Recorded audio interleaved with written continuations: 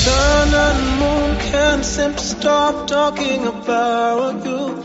Another day, another opportunity to talk, have a conversation. When that guy starts singing, I don't know, something just starts happening inside of my spirit. Bakimi, special shout out to him. Yes, they Whatever don't place make he is. they don't make a lot of good music lately. So when you hear good music, it stands out. Yeah, great stuff. So ladies and gentlemen, welcome to another episode here on the Solid Jamaz. This is a men's show, and we always come to you every single week going forward, and we appreciate everyone that has been listening, everyone that has been giving us feedback, encouraging us, and even those ones who have been criticizing us. What have they been saying? We don't sell ice cream. That's all I can say. As in, we can't please everybody. But What have you heard? No, it's okay. So listen, we have been talking, having quite a bit of conversations here and there, and some of these conversations have been about the solid man. Last episode, we really went deep, took quite some time to talk about the solid man. And I just want to remind you a bit. There are some three things we started this Solid Jamaz with. There is manhood, remember that? Yes. Then there is the mandate and manpower. And then manpower. I just want you to refresh the listeners on those three pillars even as we continue. Real quick, manhood is a state rather than it is a gender. Yeah. It is an office. It's not a static. No. Yeah. It's a state of mind. It's a state of identity, and it is an office. It is a calling. Manhood is a calling. And that is why it requires intentionality. It is not something that just happens. Yeah. So it being a calling, it has a purpose. And that is what mandate is. Before you can go far, there's we're living in a day and an age where people say I identify myself as A, B, C, and D. In fact, the other day I went on my social media. I don't know, it just occurred to me, and I say that sometimes we normally say Uganda is 80% Christian or Kenya is 80% Christian. What we're doing at that moment in time is to identify ourselves as Christians, but in reality, that 80% is not there really. No. It's fewer. Is it the same thing with manhood? You can be male. Yes, many gentlemen have not yet come to that place where they cross over from being a male to being a man. And if it's about wearing pants, there are some women who are more men than others. So that's why I said it's an intentional place. Yeah. Being a manhood. It requires intentionality.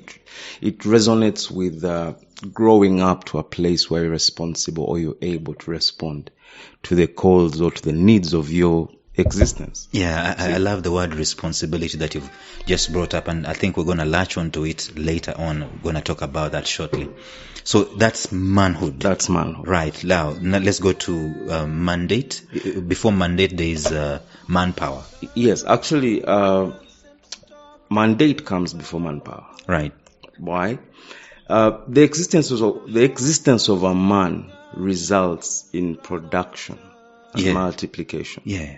You get it results into life, or it should result into life. Like existence of a man in a space should come with fruit.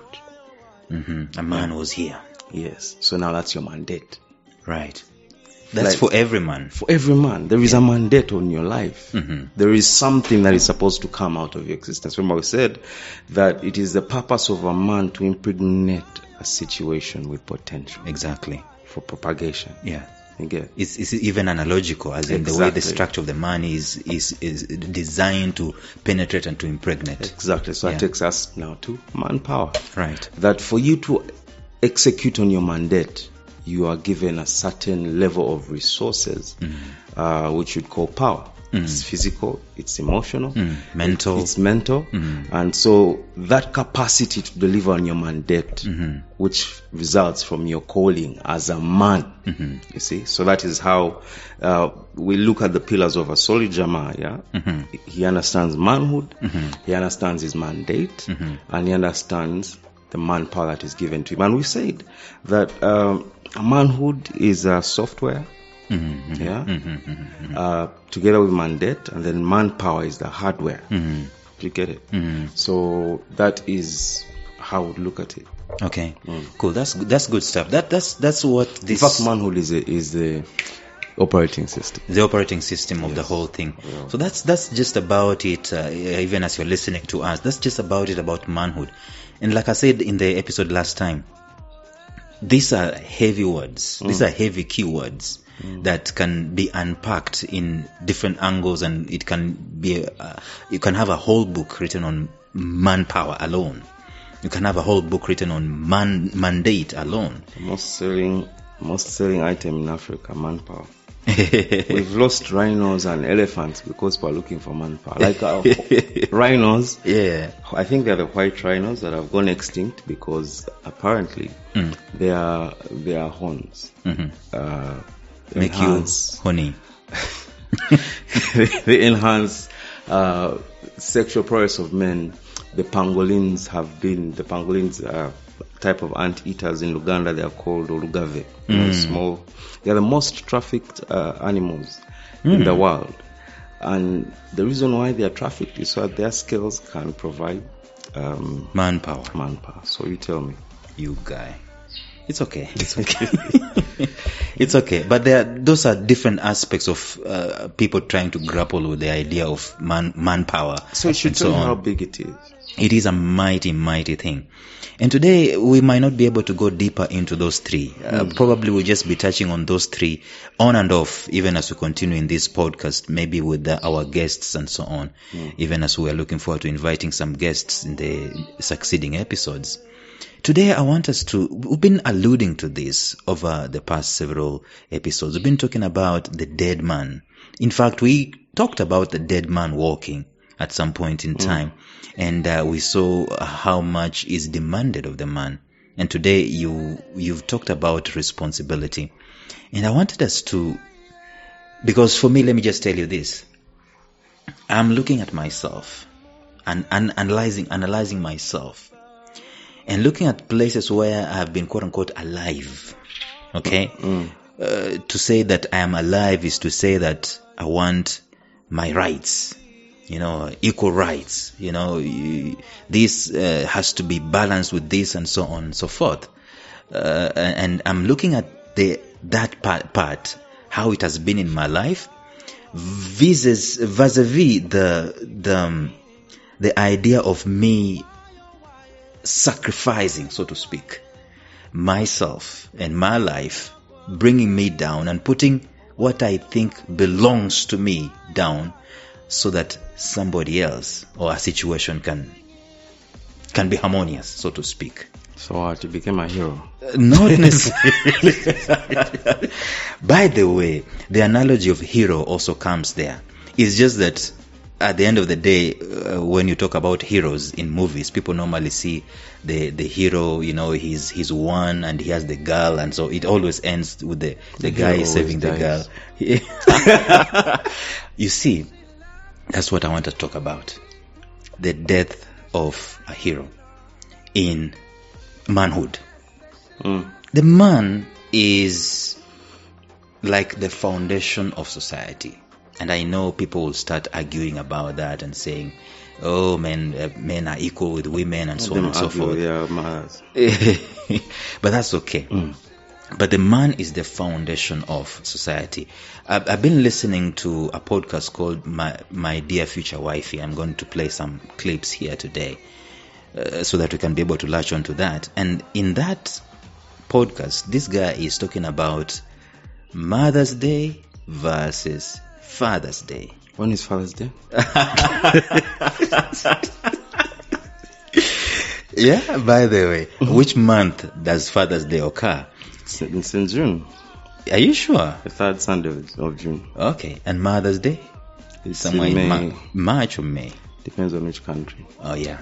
But it's in May, the third Sunday of May. But no matter the month, you've seen that for the most part, Mother's Day is, celebrated with so much aplomb and so on and so That's bigger forth. business. So this guy was saying that on Father's Day, he was hoping that his, is it 16-year-old or 26-year-old would, do something for him and so on and so forth. And he was waiting because just a week earlier he'd sacrificed and bought her a truck, so to speak.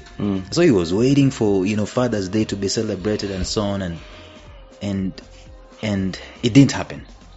She had an assignment to do. That's what she told him later on. She had an assignment to do. So he was complaining, but it's Father's Day and so on. And she was like, it's not that a big deal of sorts. So as he was talking, the guy that he was interviewing just gave him some nugget and told him, it's unfair as a man because you're a leader. You're supposed to serve. And service comes from that angle where you're not going to sit back and demand or expect, privilege and preference and so on. It's a price to pay for being a man. Do you agree with that? I think Father's Day is the most important day for fathers to actually be fathers. Yeah, unpack that for us, please. As in, this man on Father's Day wanted to be recognized. Yeah. And no one gave him time. Mm-hmm. But what if on that day was the day he decided to actually be a father, act and like a father, take her out, yeah. or like make the stamp, let it be known that there's a man in this house. Now the problem is, we want it to be like Mother's Day. Yes, but we don't understand that women are generally created with a psyche of receiving. So now you as a man, you get jealous because women are getting more than you. I mean, you've seen this thing with parents. I've been seeing these complaints going around. Yeah. As children grow older, they leave the house, then they send mother more money than the father. Yeah. I understand the sadness of that, but the thinking that I'm getting in my mind right now is that as a man, it's a thankless job. If you get that, you've got to understand. If you get that, then you start thanking yourself. Yesterday, I was with my brother who has been on the show, Bank Robber. Yeah. And I told him, you know what? Thanks for being a good man who struggles and hustles to provide for your family. And he's like, I don't think I need to be thanked for that. And I told him, you actually do. And maybe you need to be encouraged because there are very many men who can't do what you're doing, even if they have the money. How many men do you know who have money but just won't turn up? And then how many do you know who don't have the money, who can't afford to turn up and are not even willing to put in the time to try? So when I see a man doing life in a way that he is able to respond, or he responds ably to the calls of upon his manhood, the responsibilities. Yeah, I have to recognize that and I have to celebrate that. Yeah. So that's why I'm saying that as a man, I should not be walking around with a chip on my shoulder, wanting to be reminded that I'm a good man. No, just me being a man every day, it will bear results. In fact, speaking of that, I was thinking, when does a parent actually begin to get dividends from all the effort and money that they spend on children? At 16? Just because the previous week he had bought a car for the girl, this man expects that at 16 he can now begin getting rewards. You think about it. You're raising a child from 0 to 25. They get out of your house, and then you begin to expect that now that they've gotten out of your house, they've gotten a job, that they should begin paying back. Was it a deal you made with them? You see, the idea of paying back is also in the psyche of forgive me, but it's in the psyche of our parents. Now, if you and I do our jobs right as men, among the critical lessons that we'll teach our children is generosity, is respect, is reciprocity, is care. So if you do that work as a man and show that this is how we live. These are the value systems that we have. You're not going to run around looking for generosity from your children. Exactly. And the point I think you're making here is the man has to understand, men have to understand that being a man, it's a thankless job. It's a thankless job. Actually, these guys in this podcast, let me just tell you, the podcast is called My Dear Future Wifey. And one of the episodes, he was talking about exactly what you're saying. He was saying, actually he titled that podcast, that episode, you said, why being a man is unfair. As in, you've got to understand that from the get-go. Because if you don't, you're the one who's going to become the culprit. Yes. If you don't understand that me being a man is different from her, let's talk about your wife, being a woman, she cannot be equal in terms of mandate and in terms of responsibilities. It is a necessity that you as a man have to be sacrificial. And I've said this before, and I believe it, that God is a feminist. Again, he's not a woman, but he's a feminist. Why do I say he's a feminist? If you look at life and everything the way it is, you will see that it is skewed to favor women. It is skewed to favor women. And when you look at patriarchy, people fight it, but it's there to protect and favor women. If patriarchy is to be followed properly, women would not be in wars. You get? And we talk about misogyny. I don't know if you saw that clip where a guy was on the street and he asked a question to a girl, and then she's like, "That's so misogynistic." And then he asked her, "What is misogyny?" Yeah. Doesn't know. She didn't know what misogyny is. Doesn't know. There are three words they normally throw around. There is narcissist, gaslighter, and misogynist.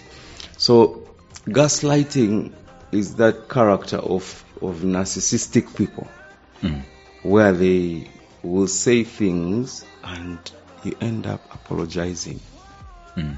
Like somehow they make you feel like you're the wrong one. Yet it is them who are projecting. So yes, if a man is asking for respect, words like that will come around. But again, there is a problem if a man has to ask for respect. It's like, if you're a man, you're a man. You're a man. I mean, you don't have to announce. Exactly. You don't have to be a man and you'll be called a man. Yeah, but the point that I want us to really hammer home here, and maybe to show our listeners how exactly that they can become dead if you're a man. You see, you're talking about that hero complex, and I've seen you in the league of Mahatma Gandhi, Martin Luther King. Who else was shot? Malcolm X. Yeah. Men just trying to be men. Men trying to be better men and die. Yeah. As in, think about that concept from all its angles. Because you want to talk about the dead man. How many men want to die? Or are willing to die? And what does dying really, like for a man, look like at the end of the day? So, what is the price of being a hero? Death. Of being comfortable with death, of not being around. You see, I think it is Paul who said that I'm dead to see. It's no longer I. Yeah, it's no longer I who lives. I've been crucified with Christ, yet I no longer live, but Christ lives inside of me. The life I now live, I live for Him. So then Kahinda Otafire said, I don't fear death. I don't fear hell. I think it was Tinye Funza. I don't fear jail, and I don't fear death. So what can you do to such a man? Yeah. A man who has reached that level where, as in, they're not afraid to die. It's not about them. I think that's a concept that you want to put out. That is the concept that I'm bringing out. Because as a man, if you go into a relationship with the concept, it's about me, you've lost it.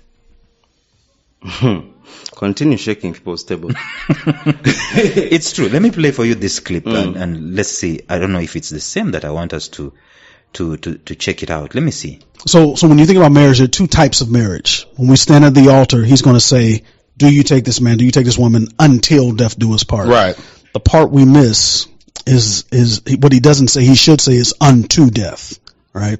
Until means forever, until we die. But unto means every day there's an aspect of me that has to die to be with you. And so we have done until our entire lives, but we have missed out on the unto. If that Hold makes sense. on. No, that's got to just sit there. We're going to let that just marinate right there. Whoo, Jesus.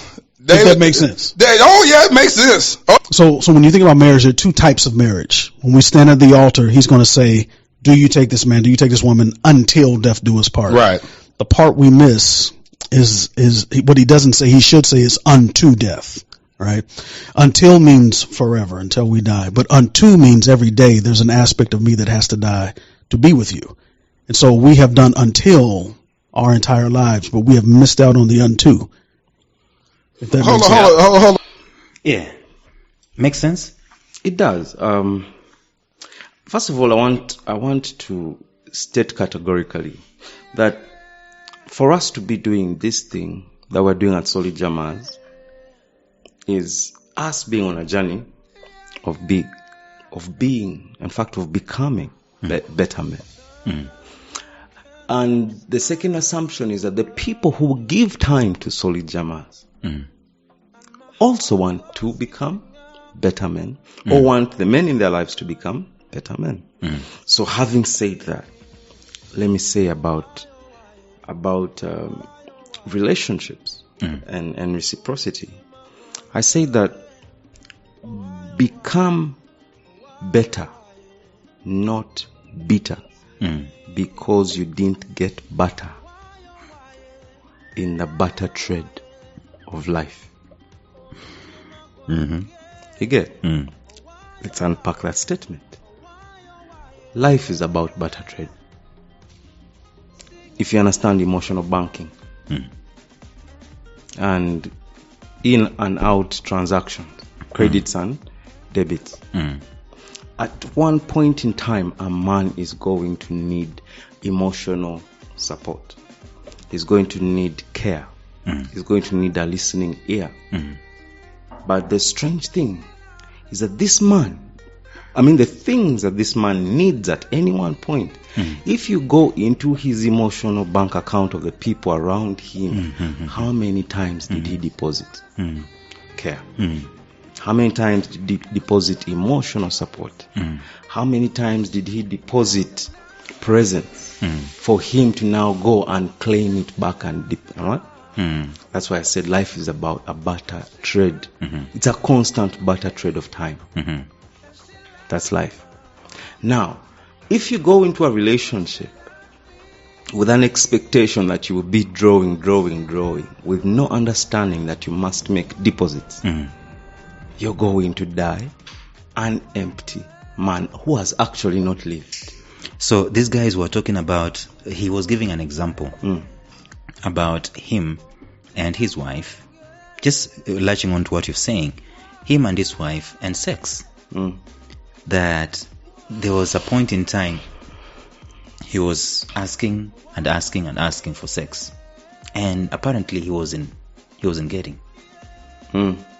And he realized, just what you've just unpacked, he realized that there's got to be some kind of death on his part, which comes with a deposit into her emotional whatever bank account and so on. And that's not something that he was doing. Exactly. And so he says he realized that if he really wants the best woman for him, he's not going to get her out there. He has to die.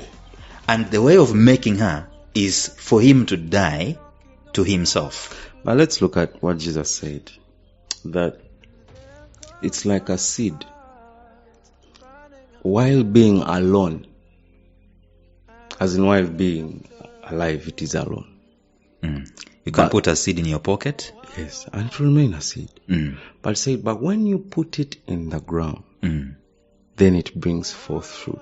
30-fold, 60-fold, 100-fold. So you get what I'm saying? That for as long as the seed is keeping all its goodness within itself, it remains alone. And those are the so-called single and happy men who just don't want responsibility at all. You get? They are single. They are single. They're seeds. They're seeds. Yeah.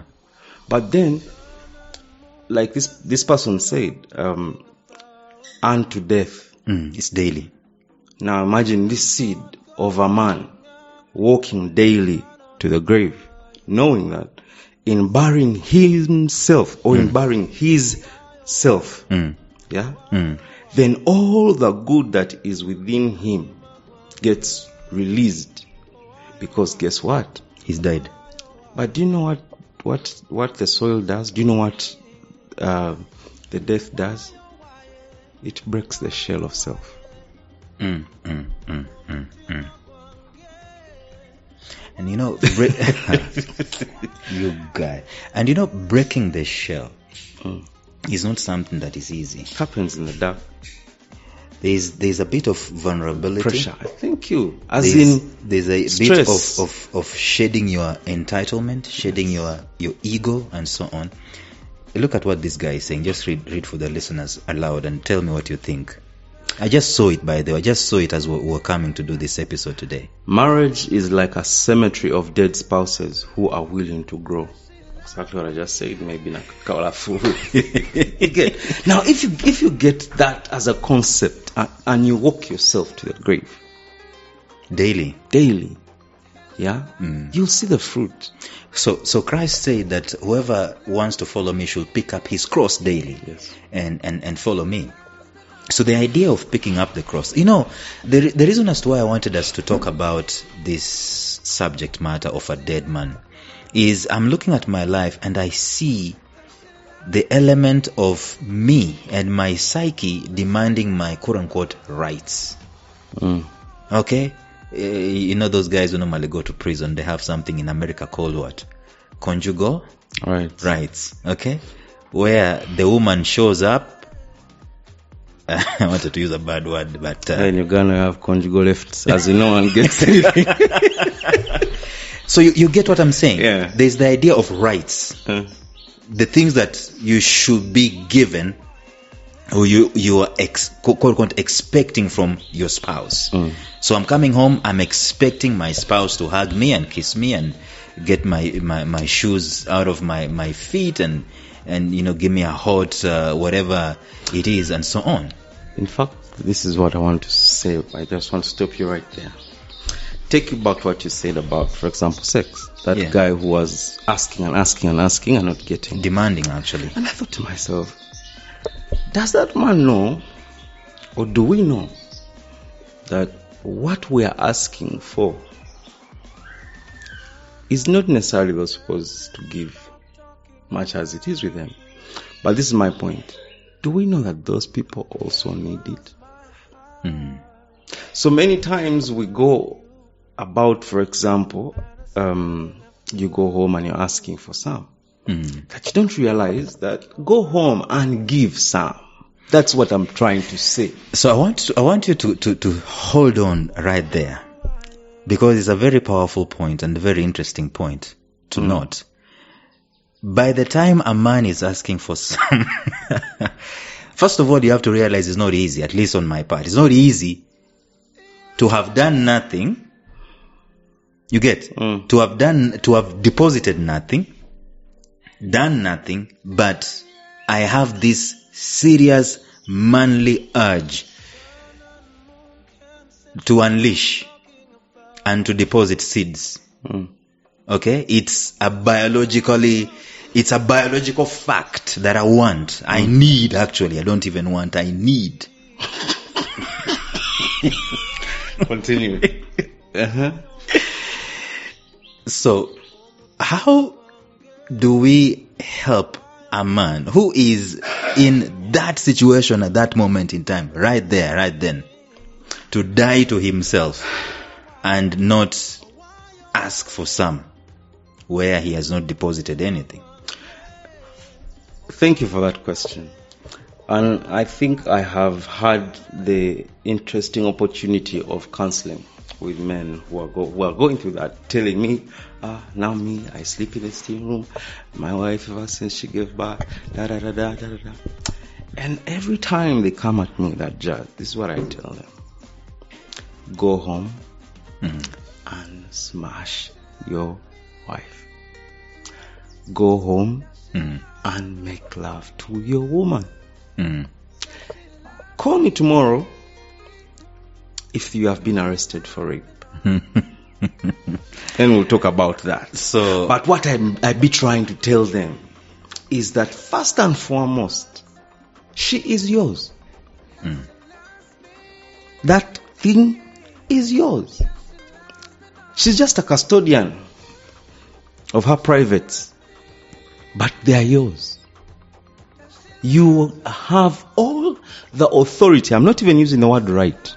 You have all the authority to go home and make love to your wife, as in go bang her nuts.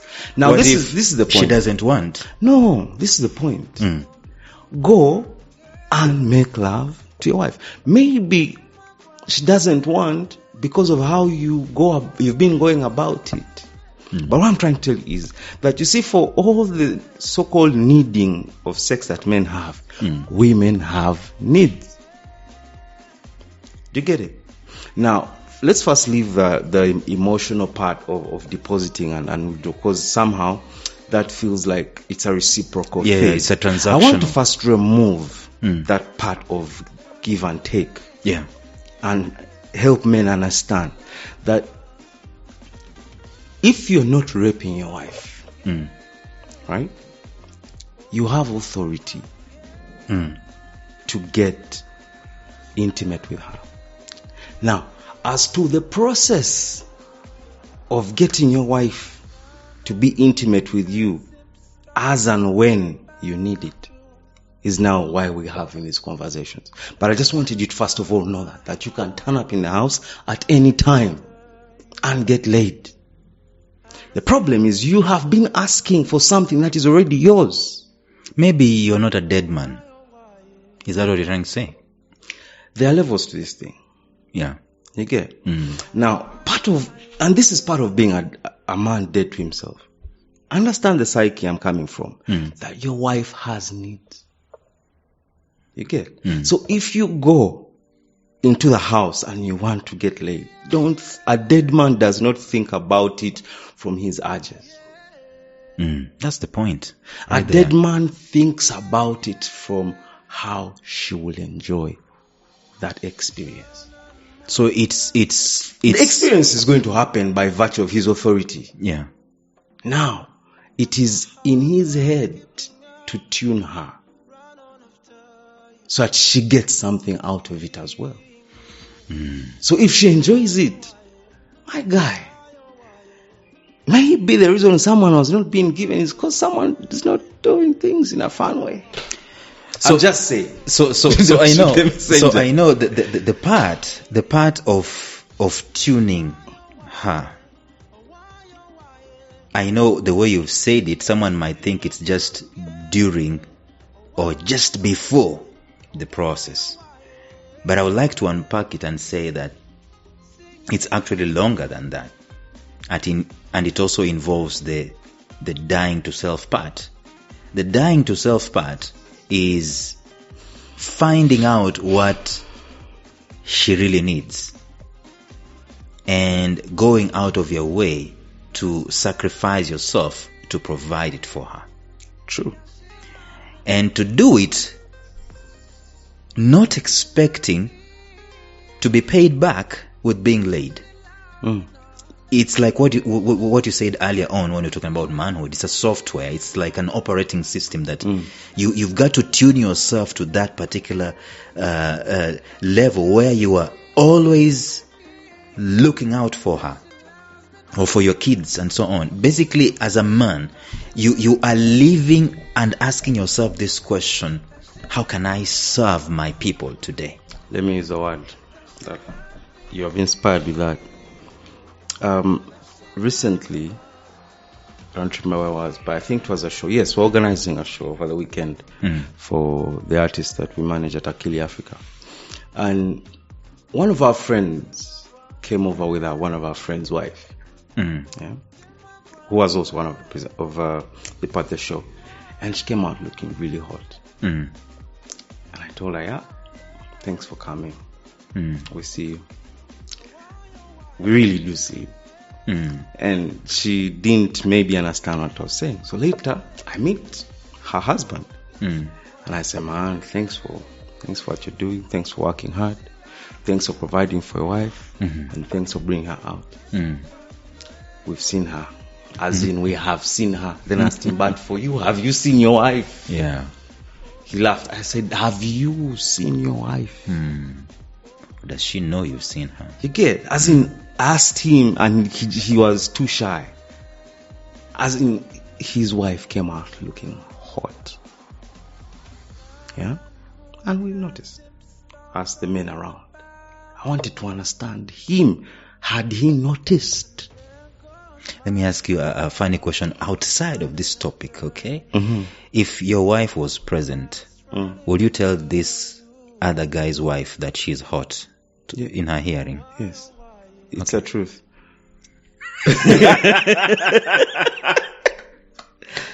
I never said anything. I will retract as a person. Will she be okay with that? If it's the truth. No, as in knowing who she is for you, will she be okay with that? Yes. Okay. Now, if she wasn't okay, if she was not okay, now that's now the dying part. If she was not okay, you've got to kill that part, right? Yeah, I can hold back something. Yeah. So that's now being. Thank you. That's now me being sensitive, right, to her and her needs and her preferences. Yes. So there might be truth that is inconvenient. Yes. Even though the needs and the sensitivity, her needs and her preferences, they might affect exactly you in a way. Maybe whatever you're doing is not sinful and so on, but it doesn't go right with her. At that moment in time, you cannot fight for your rights, can you? Now, let me tell you something. If you have not been telling your woman that she's beautiful, yeah. If you've not been seeing her, and then one day she sees you seeing other people, you're going to have problems. Yeah. But if she knows that you see her, she knows she's beautiful. Yeah. When she turns up, you appreciate. Yeah. When you say it to another person, there is no competition because she knows who she is. Yeah. I hear you. You get. So that's what I was saying. The first thing is seeing. Yeah. Seeing. Perceiving. If you remember the story of the feeding of the 5,000 men and women, the Bible said perceiving that they had been with him 3 days with no food. He said, "Let us feed them." Yeah, and they looked for someone to sort out that issue. And Andrew and his brother found a boy with 5 loaves and 2 fish.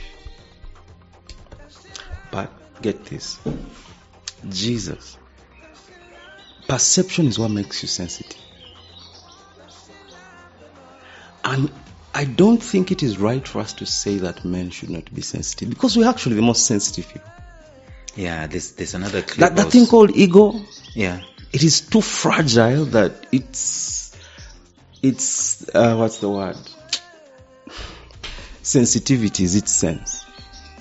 I don't know if that's the same thing. Let me check this one and see. Just hold on. A lot of people always say that getting married, men losing marriage. No, that's not the one. There's another one. There's another part where this guy was saying, as a man, you don't have time to operate emotionally. You can be emotional, yes, but you cannot camp at a place being emotional about situations. You've got to move, as in you've got to move more with the will and decision making than wallow in emotions. True. And yet, you need to be emotional, right? That's where the sensitivity comes in. You need to be emotional in reciprocity to your mate. Emotions are a fact of life. They are a fact. Now, why many men die young is because they have bought into the lie of suppressing their emotions. Now, suppressed emotions don't necessarily get processed. I wanted just hold on to that, because I wanted to tie. You've reminded me. I wanted to tie this to this funny connotation about manhood that we've grown up with, even up to today. You hear people saying that real men don't cry. And you asked me earlier on, before we started the show, to think about my culture and so on. And what was going on in my mind was the warriors, or the guys who were set aside to kind of protect the community, the homestead and the village and so on and so forth. They wouldn't, or they were not allowed, so to speak, to show quote unquote weakness. But you see, they were not allowed to show weakness because they were sacrificing for other people. Others depended on them. Others depended on them. So they were not allowed to show this weakness. Crying was kind of like, you're being a sissy or something of that nature. Being soft, it wasn't really required of them. They were required to be tough and so on. And so that's where you get this idea of real men don't cry. It has a point, but it needs to be unpacked. So now, this is what I'd say. When a man cries, I don't think so. But when a man cries, or when should a man cry, or where should a man cry from? But what happens when a man cries? Have you ever seen your dad cry? Probably at one of our weddings. Yeah, I think you told me. But not at my wedding. He told me not to cry. When I was kneeling and appreciating my folks and my mother. And I was crying, and it's like, yo, maybe don't cry. And I told him, maybe they should start. But you see what I'm saying? It's because definitely as students of Jesus, we reference back to him a lot. And we've seen him cry. When he went to resurrect his friend. Then maybe he didn't cry, but we see the emotion when he's entering Jerusalem and saying, oh, how I would have loved to gather you. You get it? It's a moment of kind of helplessness of sorts. And vulnerability. Yeah. You get it? And then if you read Isaiah 52 to 50, 42, 52 and 53, where it talks about Jesus being a man acquainted with grief, acquainted with sorrow. That means that grief and sorrow are Jesus' friends. As in where Jesus was, grief and sorrow were not friends. And he knew them. They might not have been friends, but they were close. He knew them. Grief and sorrow were a thing he carried in his heart. This is powerful. Because at the end of the day, when you're talking about dead man, there's a scripture that says, there's no greater love than this. And that a man should lay down his life. Exactly. It's a dead man. That's a dead man. Now, that's why we say that a man who walks to the grave intentionally, daily, is living at a different level. Now, we've talked about Jesus. We all know the shortest verse in the Bible, Jesus wept. It should teach you something. If Jesus is a star man, right? At one point he wept. But if you look at why he wept, he was not weeping for a dead man. He had come to resurrect the dead man. Right? So he could not have been weeping for the dead man. But the Bible says that Jesus wept, and others say that it was because, and they said, see how much he loved him. Now, if he really loved him, why did he allow him to die? And so that is what Jesus wept about. He wept about their unbelief. He was not weeping for the dead man. He was weeping because, as in, they could not get it. His own people could not get it.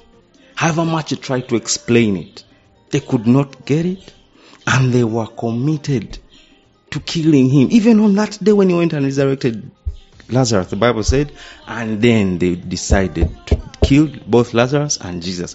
So he's going to perform this miracle for people who don't believe, who will not believe.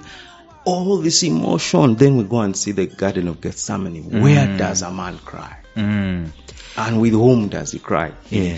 I don't know if we're going off a tangent, but a dead man wants to still be alive. You see, that is why he's crying. That reminds me of a, a personal story. This is my father. I grew up in the village for the most part.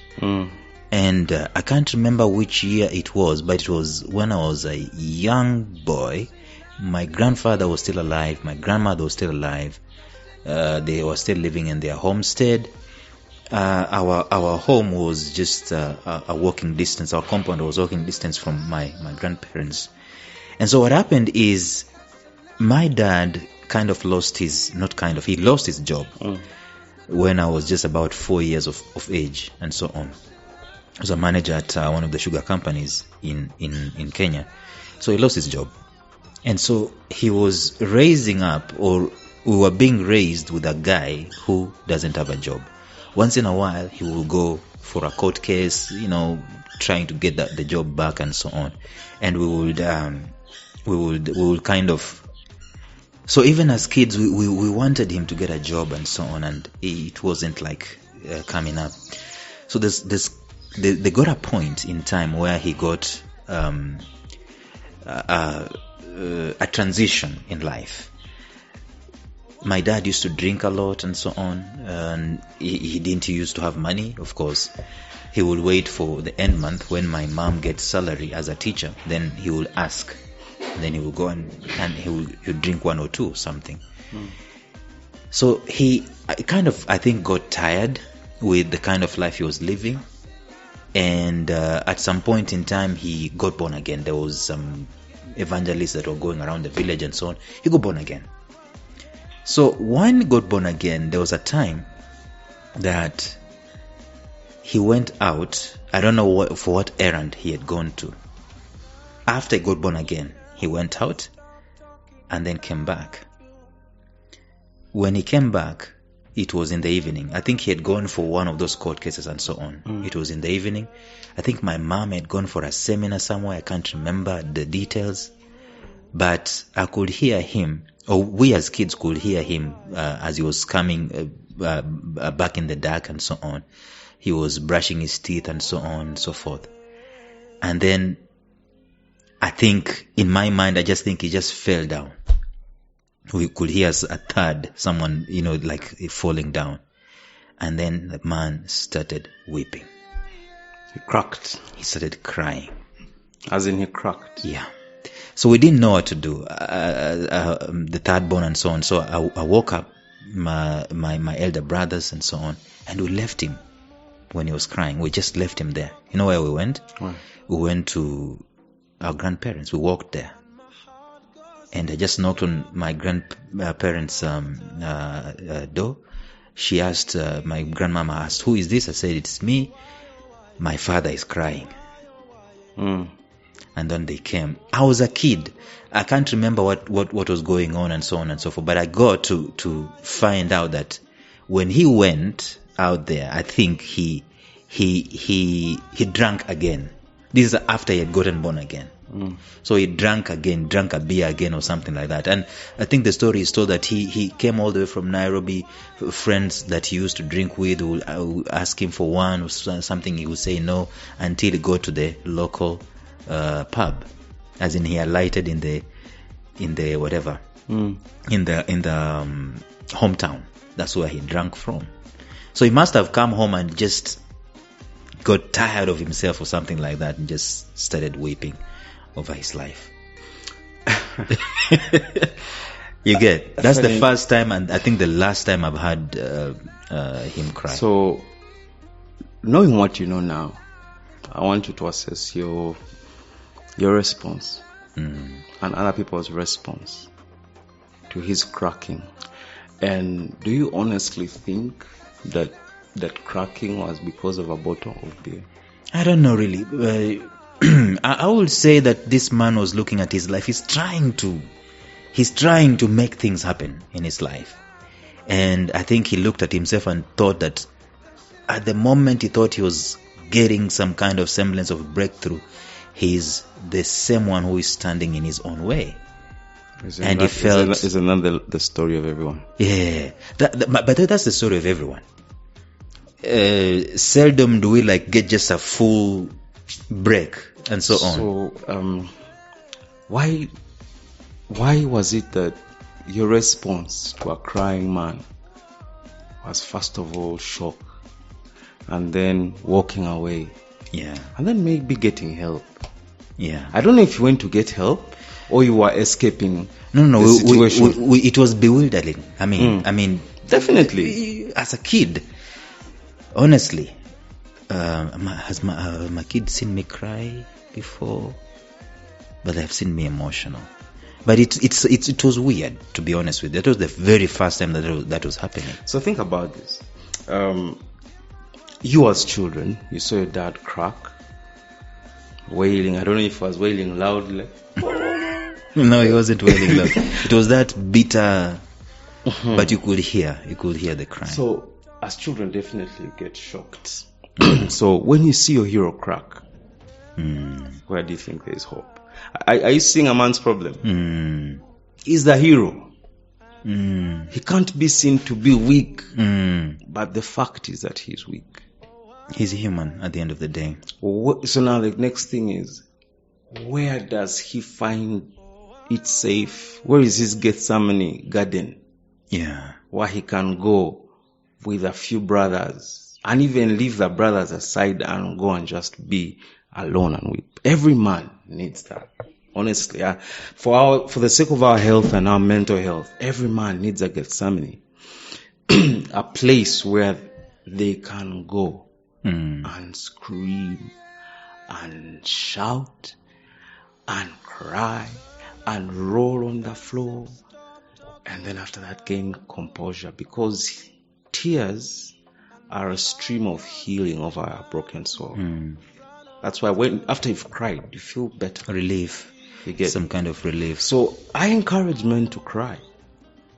The question is, what will it take to get you to cry? You remember I asked this question in all our leadership trainings. What makes you cry? You get that will show me your level of resolve, your level of vision, your level of passion and purpose. What makes you cry?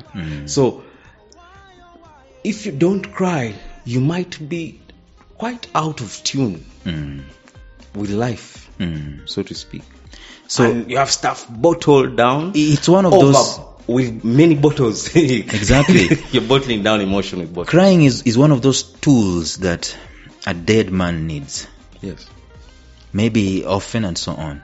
And you see, and let's unpack crying, because it might, someone might think it's just like weeping and crying and so on, but I think a moment of emotional distress. Crying can be as simple as a phone call to your father, if he's alive, or to a mentor. Amos Wekesa is one of my mentors and teachers. And at the beginning of the year, I came to a place where I felt like I was losing my mind. So you reached out to him? Yeah.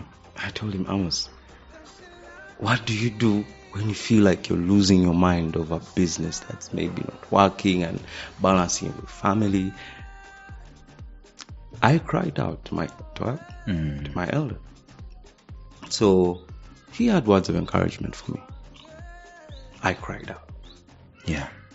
So in a world where confidentiality is everything, don't be confidential about the wolf. Yeah. Put up your hand. Ask for help. That's the number one cry. Number two cry is what the Bible says, I think, in Psalm 121. I lift up my eyes to the hills. 127. Is it 127 or 121? 121. Where does my help come from? My help comes from the Lord. maker of heaven and earth. Again, Psalm 42. Now, I'm not throwing scriptures at people. I'm quoting scriptures. No, I'm going back to a man who knew a thing or two about Christ. A warrior. We talked about this guy. Yes. Yeah. He's now after Jesus. We've seen Jesus Christ. Now we are seeing David's cries. There are many times, like the whole of Psalms, man is just crying. By the way, the Psalms are littered with cries. Exactly. Of David. So if you don't know how to cry, go to the Psalms and this learn is a warrior. how to cry. This you know, we earlier on we talked about warriors being told not to cry, but this is a serious warrior. So now I love Isaiah 42. Why art thou downcast, O my soul? Yet shall I trust you. Why art thou distressed within me? Why are you so disturbed within me? Put your hope in God. And he says, yet again shall I do what? Shall I sing? So in fact, let me read it real quick so that you wanted us to have a solid scripture reference. For the choir director, this is Psalm 42. For the choir director, a psalm of the descendants of Korah. As a deer panteth for the water, so I long for you.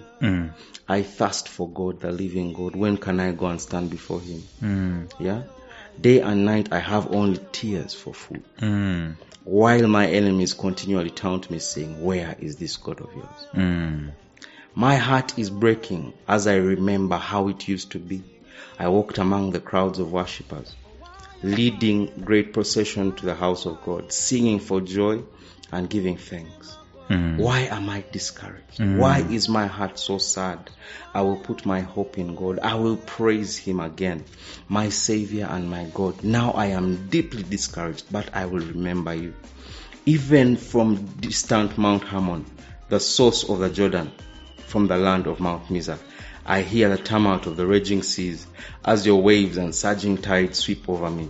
But each day the Lord pours his unfailing love upon me, and through each night I sing his songs, praising to God who gives me life. O God, my rock, I cry, why have you forgotten me? Yeah. Why must I wander around in grief, oppressed by my enemies? Their taunts break my bones. They scoff, where is this God of yours? Why am I discouraged? Why is my heart so sad? I will put my hope in God. I will praise him again, my Savior and my God. It's a very powerful psalm. You know what I'm learning there? I'm learning, even as we've been talking about a dead man, that it's not this dead man we're talking about is not a robot. No, think about that verse. Yeah. As what Jesus was praying in Gethsemane. Exactly the same. More or less exactly the same. Where is this God of yours? Yes. So what we're saying is that for you and me as men to be successful, we talked about our mandate, our manpower, and our manhood. For us to be successful as men, one of the things we need to consider is walking dead. And we've unpacked that. As in every single day, we are dying. Well, we are the living dead, so to speak. Yes. Dying to our own selves, dying to our own quote-unquote rights, sacrificing ourselves for our families and others. But we're not robots. No. At the end of the day, there's an expense, there's a cost, there's a price that we're going to pay. And therefore, we need an outlet. At the end of the day, the dead man needs an outlet, needs a place where you've been talking about, a Gethsemane of sorts, where you can go and you can just unload and just, whoever it is, it could be a mentor, like you've said earlier on, or it could be God Almighty. Sometimes I go to God and I just tell him, Lord, I saw a boob today, and this is what happened to me when I saw that boob. This is what was going on in my thoughts. I was tempted. But the interesting thing is that, do you think that he didn't know? Hey, of course he knows. So what is the benefit? Who benefits from this conversation? I do. Thank you. I'm the one who's benefiting. But you see, the danger is me keeping quiet about the boob that I saw. Becomes a wolf. And I start meditating and ruminating upon it. And before you know it, it's becoming an animal. The same thing with all this mental baggage that comes along with a man sacrificing himself. a man trying to be the dead one in a relationship. It doesn't come for free. Like you said earlier on, I think you warned people and you said that you've got to know that it's an unfair deal. It is to be a man. and it's a thankless, that's the word you use. Yes, it's a thankless job, but it must be done nonetheless. It has to be done nonetheless. We are where we are because people just quit. Like, men have normalized quitting. Yeah. Like, men checked out. Yeah. There is a sound going on TikTok. Yeah? Yeah. It's in Luganda. But people are using it to just show the crazy things men are doing. There was a clip I saw of a man on a motorcycle in a towel, bathing on the road. Oh yeah, so that So now the sound is a woman saying, "Us, we left men long time ago. We left men alone. We left, as in men are doing whatever they want. We gave up on men." Like, I want you to think about that.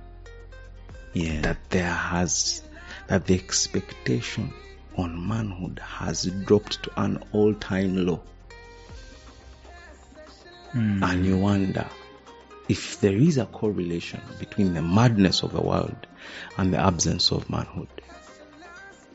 I didn't say absence of men. I said absence of manhood.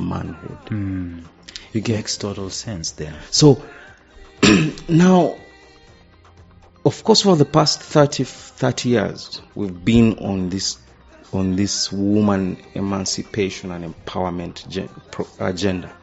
But emancipation from what? From a patriarchal society. In the end, let people come and debate this. But emancipation, if anything, has relieved women of womanhood. The other day, did you see as they that? Are now, in becoming more equal to men, they have become less women. Actually, in the United States of America, men are becoming women, and they're winning awards for being women. I was told the first lady at some point in time, I don't know if it was Obama or whatever, gave an award to a trans woman. Now, when I say trans woman, I mean it's a man who, quote unquote, identifies himself as a woman. But have you heard people question Obama's birth certificate and his wife's gender? But let us move on. I want to play this, even as we're coming to a close. I want to play this clip, and I absolutely not. They say it all the time. They say men lose in marriage. They say men don't gain nothing from marriage. That's not true. You gain you. How? The greatest version of who you will. Yeah, A lot of people always say that getting married, men lose in marriage. Absolutely not. They say it all the time. They say men lose in marriage. They say men don't gain nothing from marriage. That's not true. You gain you. How? The greatest version of who you will. It's okay. It's okay. So you got the point. Unless a seed falls to the ground, it remains alone. Yeah. Exact same statement. Yeah. That when a man accepts to go down, like we call getting married these days, yeah, and another one has beaten the dust, yeah, another one has gone down.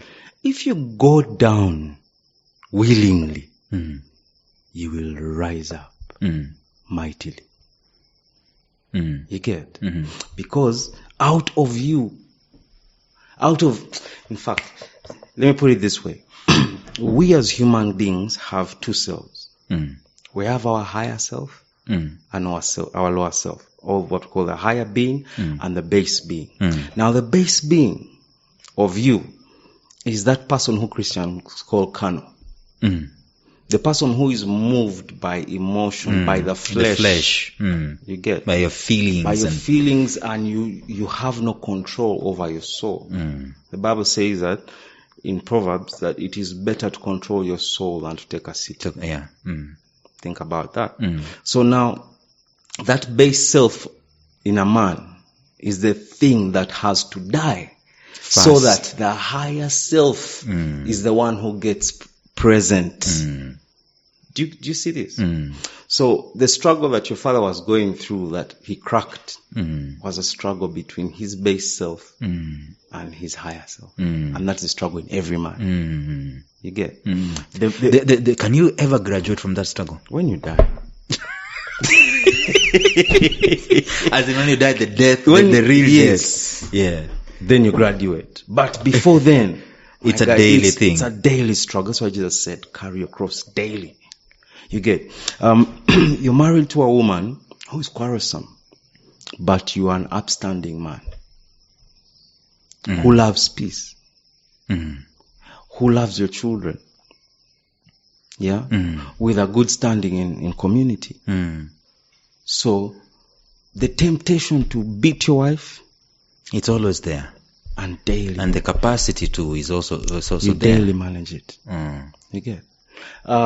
You have resources to get another wife, another woman, but you don't.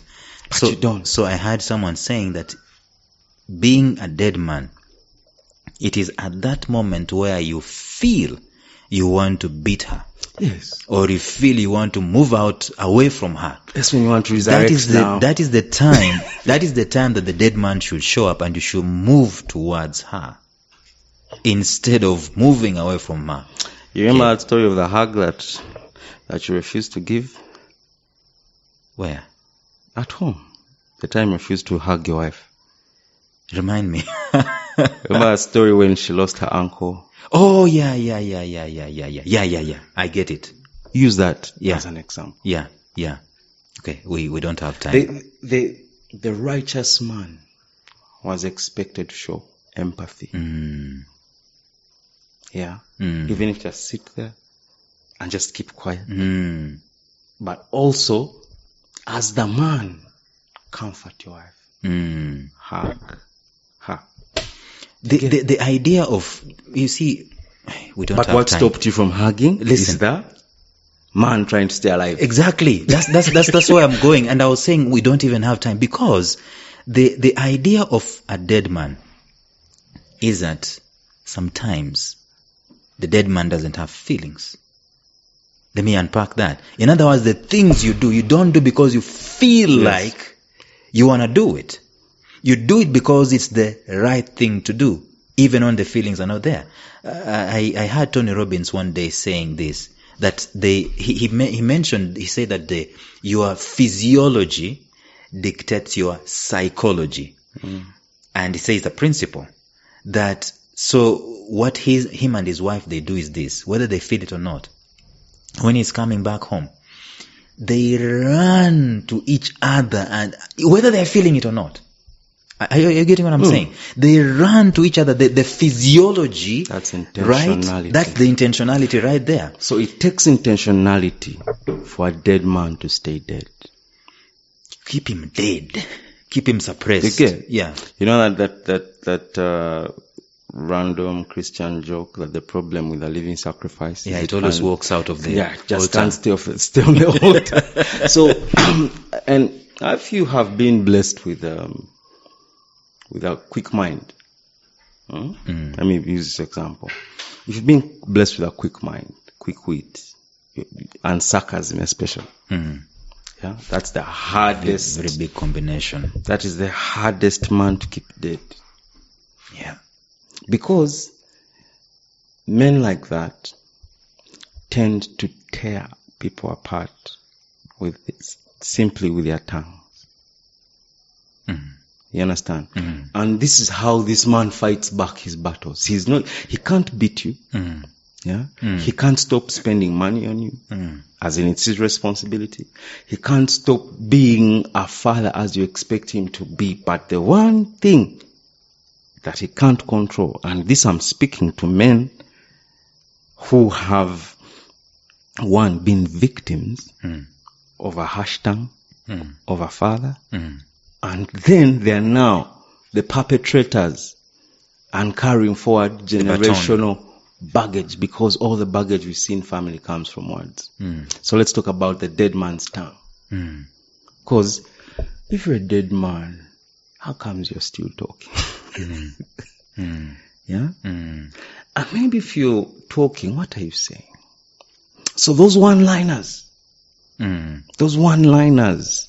You know, it that doesn't mean you can't think them. But we said the dead man is now the one in control. And if you're dead, Yeah. yeah, and your tongue betrays you and speaks out of anger, and you say things like, I regret ever giving birth to you.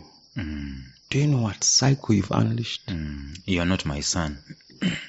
You get? And then you begin an identity crisis in a child which you're going to spend money on in the future to try and fix, but you don't realize you started it with your words. Mm.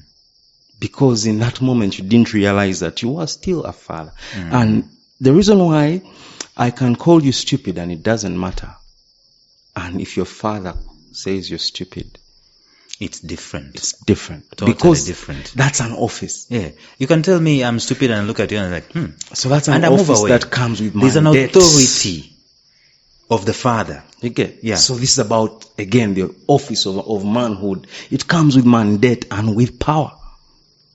So the dead man that we want to talk about here is one who has, migrated these resources away from his personal pleasure for the service of others. Yeah. His faculties and resources are not there for his pleasure. Instead, he finds pleasure in seeing the growth Of and the others. health of others. Now that is what we said, penetrating and impregnating situations with potential for life. And did you know, at the end of the day, the man is rewarded? The dead man. How? Well, like you've just said earlier on, you don't have to be a man. You don't have to prove to be a man. If you do these things, you don't have to ask the kids to send you money. Yep. You've already done your part. You will sit back. They will just do it. It's automatic. Because you already sowed the seed. But, at the back of your mind, you're not expecting necessarily that I'm going to be paid, I'm going to be honored for what I did.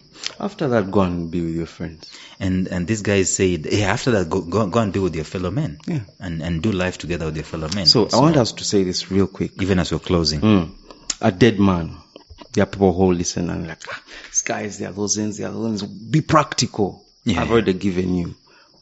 Rule your tongue. Number one. Yeah? There's a scripture that says, set a guard, O God, over my mouth. Exactly. Yeah. Rule your tongue.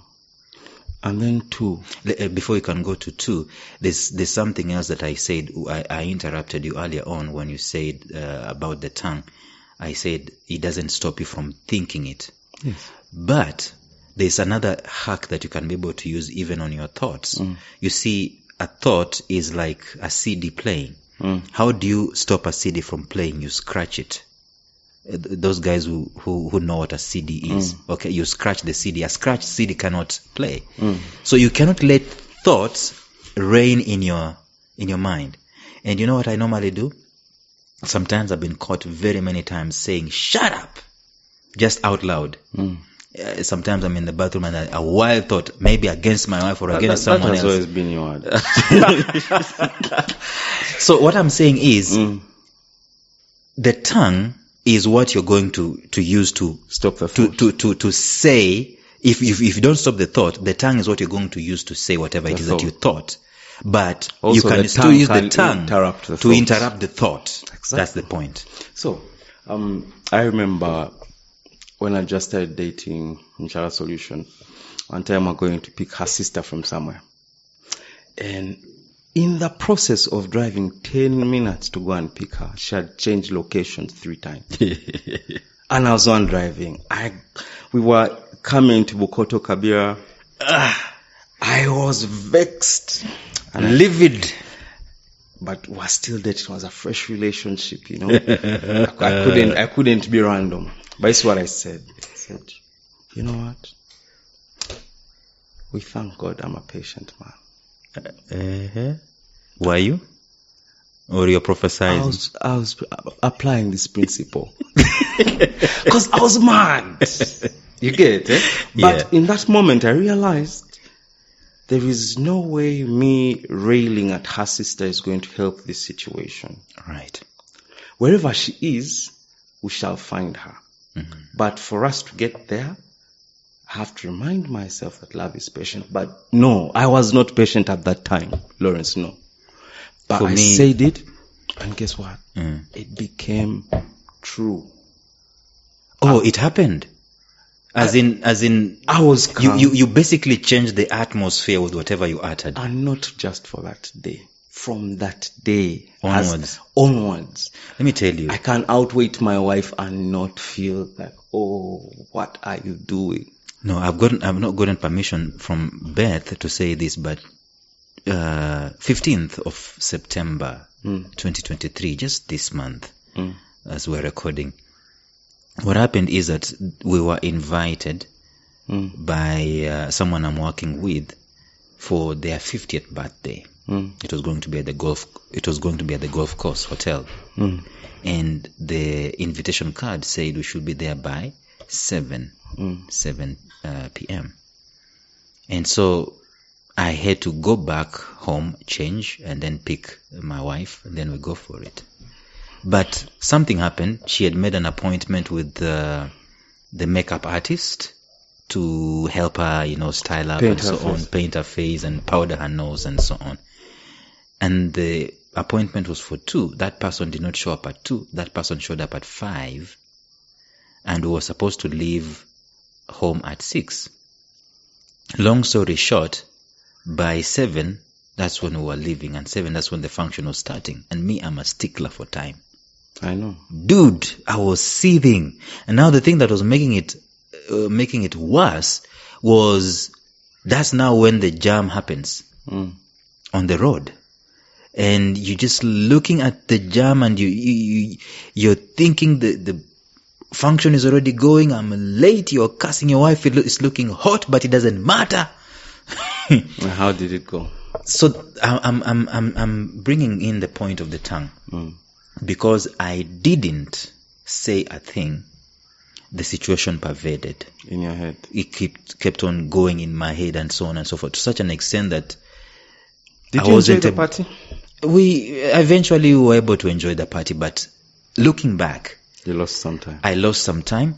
And also looking back, if I could have done what you did, right, at that moment in time and just speak out and say, it's okay, I'm a patient person, or I would have said something, whatever it is. Positive reinforcement. Some positive reinforcement would have created some kind of, I should have died. Thank you. So, the first thing is to dead men tell no tales. So, manage your tongue. And when you think about this, Man, we need to wind up. when you think about the simplicity of this, it cuts across everything. And this message of managing your tongue is not just for men, it's for women. It's for everybody. It's for all of us. Yeah.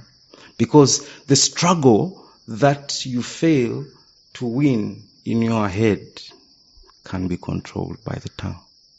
You get? Because once the words come out of your mouth, they can't go back and everyone sees what was in your head and in your heart. You get? So number 1, kill or manage your tongue. 2, govern your eyes. I'm using words intentionally. Govern your eyes. When I say govern your eyes, earlier you were saying something about looking or looking out for, as is expected of a man, looking out for a family. But the question is, do you see your people? Can you perceive what's going on in their lives? Yeah. Can you see? And then what do you see? This is about governing your eyes. You see? Your wife has put on weight. How do you see that? How do you perceive that? And is it going to now become a battle? Or are you going to see that your wife needs help? And can you provide the help as a man? There's a photo on Facebook of an actor called Pierce Brosnan, I think. It shows him and his wife when she was stellar, petite, and like she could go on a catwalk. That was years ago. And right now she's put on some kind of weight, but they are still married. I told my wife that I love you no matter which body you're in. You know, it's a powerful statement that needs another episode, because there's the idea of, don't get me started. There are levels of love. So there's this idea when this body kind of gets messed up and so on. The person is inside. The person is in there. So that is a person you have to keep your eyes on. Now that's the person that you need to be in love with. Either your children, your spouse, because at any one time, their body is going to betray them. Because they're also struggling to be dead. You're not the only one in this struggle. We really need to end up... So, okay, we've said your tongue and your eyes. I want to end with, what do you hear? Use your ears properly. Listen more. Yeah? But what do you hear? It will save you a lot of pain if we learn how to listen. You see, there are people who will be having conversations and they're waiting to retort. Yeah, they're one-liners. They're hearing to speak. You get? Then, for example... And what they speak is out of context, is just latching on a word. And for example, if your wife is saying to you that, hey, man, you come home late. What have you heard her say?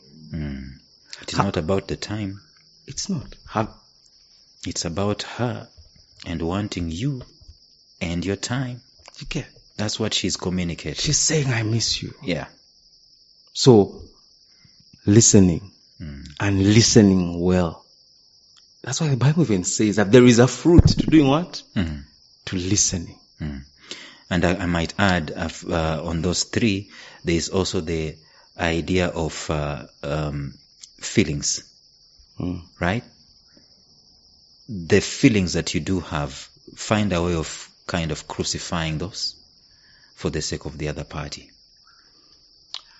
How? Which types of feelings?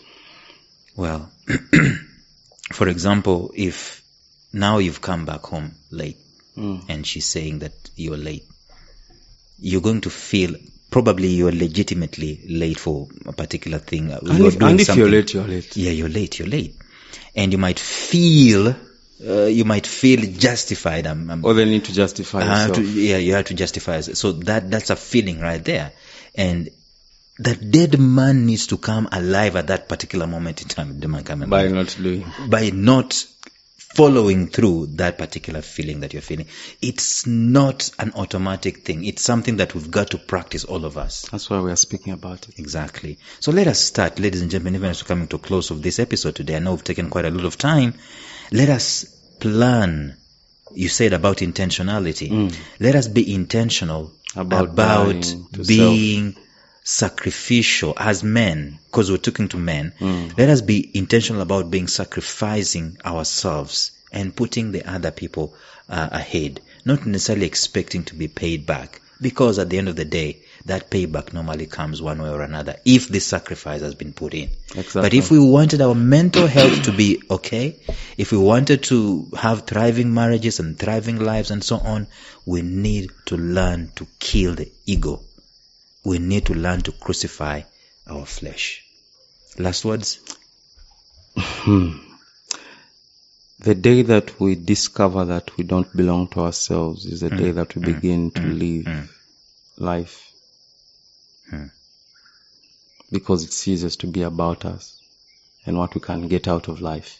It becomes about others and what we can give out of our lives.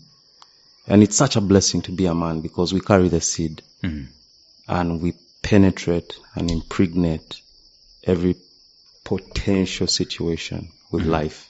Let there be no death around you except of yourself. Cool. So, guys, ladies and gentlemen, let me close by this. I gave Ngonzi this message that I saw on Facebook earlier on, It's by Tony Gobanga. He calls himself the Love Doctor. And he said that marriage is a cemetery of dead spouses who are willing to grow.